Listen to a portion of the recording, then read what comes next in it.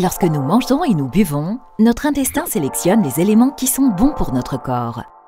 Ce qui est gardé passe dans le sang dans nos veines et rejoint la veine porte pour aller dans le foie.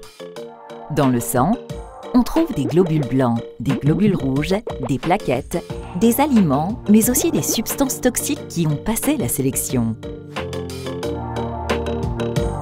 Le foie est un organe indispensable à la vie. Il a de multiples fonctions. Il est entre autres un super nettoyeur.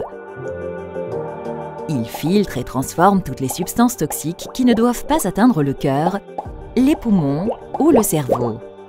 Quand on souffre d'hypertension portale, le foie ne peut plus complètement filtrer et donc nettoyer le sang. Pourquoi? Les cellules du foie sont des cellules bien ordonnées, mais quand le foie est malade, les cellules du foie se répartissent un peu n'importe comment. Elles peuvent alors s'appuyer sur les veines qui irriguent le foie et qui deviennent plus étroites. Du coup, le sang a du mal à passer et pousse pour essayer de forcer le passage, et c'est la raison pour laquelle la pression augmente dans la veine porte. Le problème peut être aussi au niveau de l'entrée dans le foie de la veine porte. Un caillot de sang, qu'on appelle une thrombose, empêche le sang de circuler.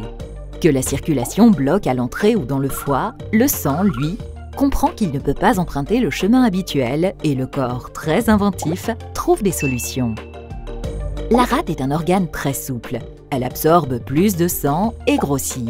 Mais elle stocke les globules blancs, les plaquettes et parfois des globules rouges, dont le nombre diminue alors dans le sang.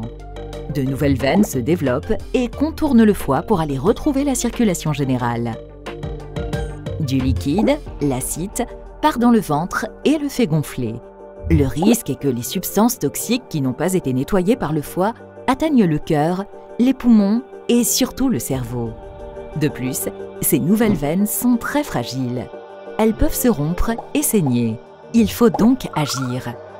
Les médicaments permettent de contrôler la quantité d'acide dans le ventre, mais plus difficilement la fragilité des veines.